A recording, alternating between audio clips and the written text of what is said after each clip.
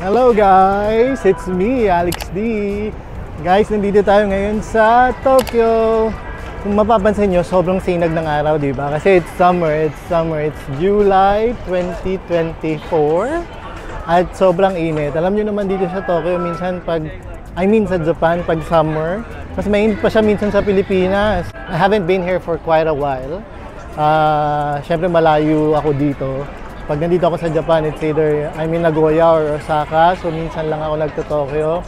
So I'm excited to roam around, to go around and see different places. Alam nyo na yung mga tourist destination na kahit lagi ako nandito, syempre iba pa rin na minsan pasyalan ko pa rin yung mga tourist destination dito sa Tokyo. Because Tokyo is the main city here in Japan, if not the most popular city. Right now, as you can see, I am here in Shibuya. Siyempre, pag punta mo dito sa Tokyo, ang una mo naman, di ba, pupuntahan Shibuya. Ayan. Nakikita nyo yung nasa likod ko? Grabe yung araw, ang tirik. Ayan. So, that's the Shibuya crossing, the infamous Shibuya crossing. Actually, dapat magpa-picture na ako habang di pa ako hulas. Nandito ako kahapon pa. Tapos nagpahinga lang ako. I'm staying in a capsule hotel lang. Tapos pagdating ko dito sa Tokyo, natulog lang ako. Kumain, natulog, yan. But now I'm excited to explore. So, samahan nyo ako, okay? Let's enjoy! Punta muna pala tayo kay Hachiko. Nandito si Hachiko eh. Tingnan natin.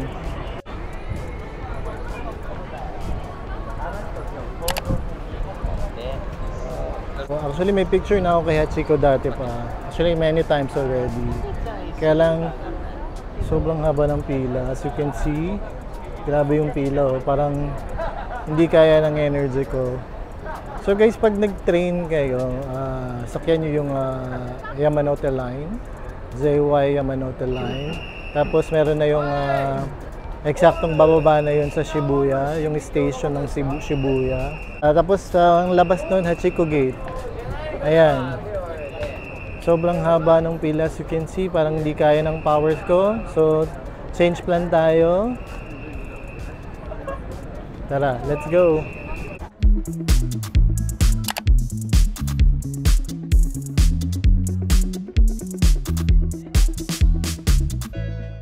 So now guys, we're crossing the Shibuya crossing. For the experience lang. Wala lang. Look! We're crossing Shibuya.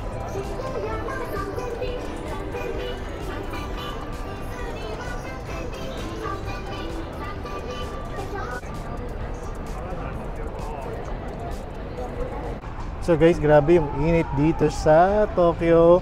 Pero laban tayo, punta tayo ng Shibuya Sky.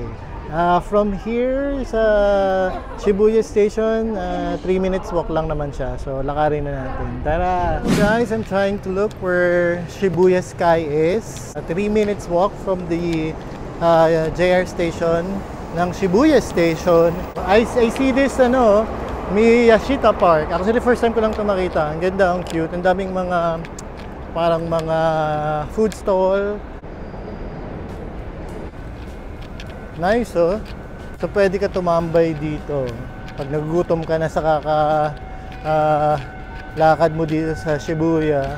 So you have a good place here to stay, to eat, to dine. Ayan, ganda, ang daming restaurant. Parang isang stretch to. Siguro parang mga nasa 20 restaurants to.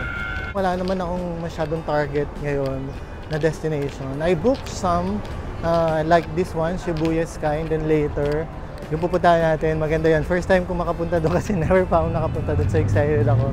Dadaling ko rin kayo. But right now, I'm just taking my time to roam around. Ikot-ikot tayo dito sa Shibuya. Actually, sobrang na akong na-attract sa mga cafe. Gusto ko lang tumambay, kaya sabi ko, teka lang, meron akong mga konting itinerary for today. So parang gusto ko muna silang gawin. Ay, hindi nyo pala nakita ang aking feed check. Wait. Eto, dito tayo. Ayan, bilang summer, may pabraso tayo. Ayan, simple lang tayo ngayon kasi napakainit! Napakainit dito sa Tokyo. So guys, we're here. Super lapit lang talaga nito from Shibuya Station. Ayan, so this is the Shibuya Sky Elevator. Hanapin natin. Tapos sakit daw tayo doon sa tuktok. Tip ko, magmasid-masid lang kayo sa paligid kasi minsan, di ba, nakatingin nyo sa map or sa mga directional, nami-miss out nyo yung mga directional sign. So, ayan, tingin-tingin lang kayo lagi sa paligid. Usually naman hindi kayo mawawala kasi sobrang complete naman yung directions na makikita nyo sa paligid kung saan kayo pupunta, lalo na here.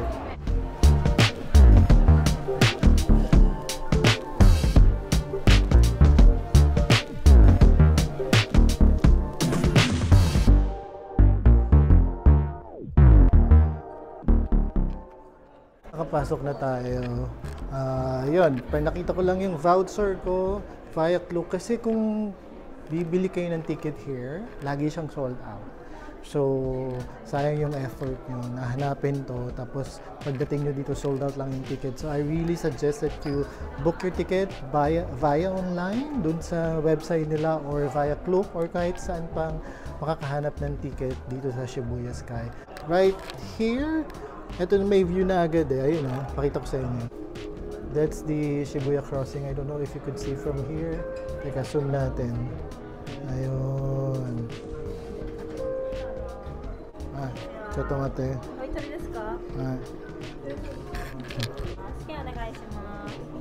So this is the entrance of Shibuya Sky. This is the Sky Gate.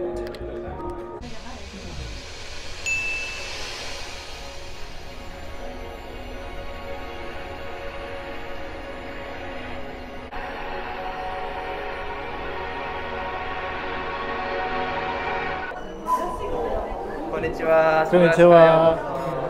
Okay, we're here.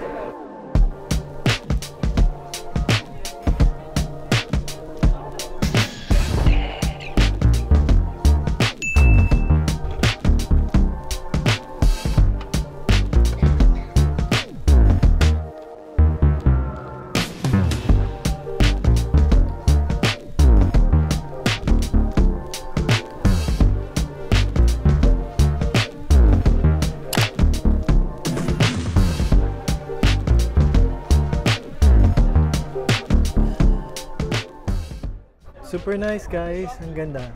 You could really see the entire Tokyo from here.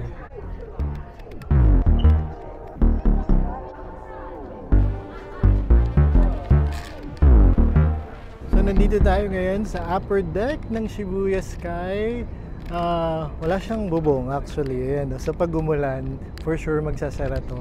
But the view from here is again amazing. Siguro mas maganda ito pag sunset, no? Kaya lang, I don't have so much time today to be here during the sunset. Okay to, kaysa naman sa umuulan. So, okay lang din siya na mapuntahan nyo during summer para at least medyo mas mataas yung percentage na hindi talaga uulan. At makikita nyo yung tuktok ng Shibuya Skies.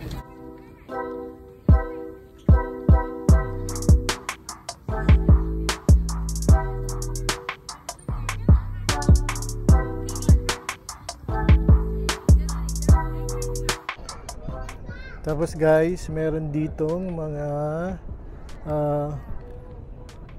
parang hammock. Ayan, tinatambayan nila siguro while waiting for their turns. Kasi maraming mga spot here that you could take pictures. Like this one. Kaya lang it will test your patience kasi sobrang haba lagi ng pila. Like this one. Ayan, ang haba ng pila niya ngayon. There's a lot of people lining up.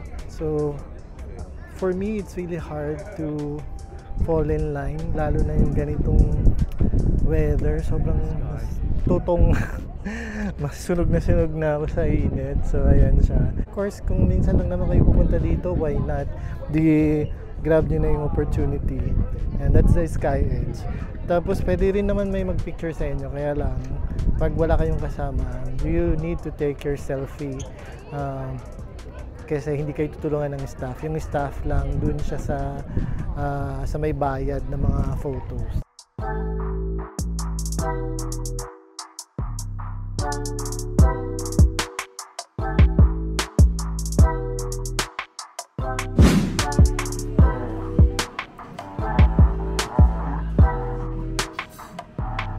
So yun guys, nandito tayo ngayon sa Paradise Lounge. Nandito siya sa Shibuya Sky.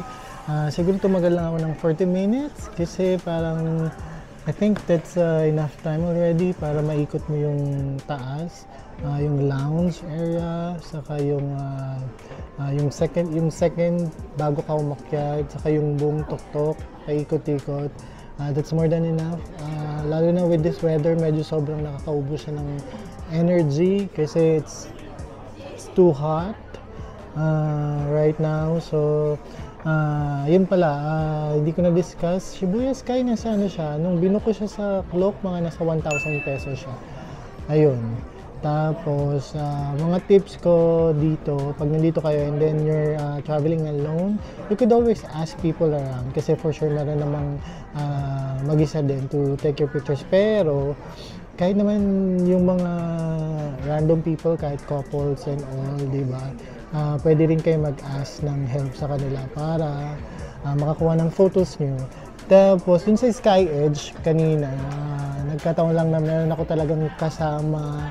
Wala nang makita ko na naghihiraman kami ng phone para picturean ko siya, picturean niya ako. Parang nagkasundo na kami na ganun yung gagawin namin. So, I have some pictures sa Sky Lounge, saka dun sa Sky Edge. So, that's more than enough for me. Okay na ako doon. Marami na akong pictures sa taas. So, if you guys happen to be here in Tokyo, or pupunta kayo, Shibuya Sky is a must. So, puntahan nyo siya, okay? Right now, it's already 12 noon, lunchtime. Medyo sa totoo lang, di pa ako nag-breakfast. Parang ito yung first everything ko. Ito yung, hindi pa ako nagkape, hindi pa ako naglahat. Ito na talaga yung kauna-unahan kong iinumin ngayong araw. Later after this, I'll find some place to eat lunch. Tapos ikot ulit tayo. Punta tayo lamaya sa Team Love Borderless. Inisip ko kasi magkaiba ang Team Love Planet saka Team Love Borderless. Maya malalaman niyo. Okay, see you later!